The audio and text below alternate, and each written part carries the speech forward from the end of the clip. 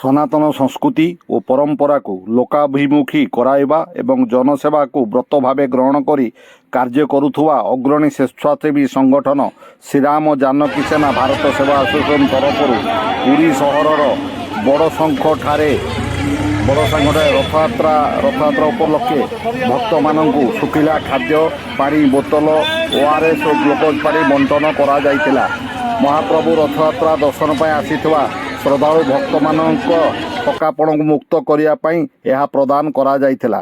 ଏହି ମହତ କାର୍ଯ୍ୟକୁ ସଂଗଠନ ଡାଇରେକ୍ଟର ଶ୍ରୀ ରାଜେନ୍ଦ୍ର ମନ୍ତ୍ରୀ, ଗାୟତ୍ରୀ ପରିଡ଼ା ଓ ଅନ୍ୟାନ୍ୟ ସହଯୋଗୀମାନେ ଏହା ସହଯୋଗ କରିଥିଲେ।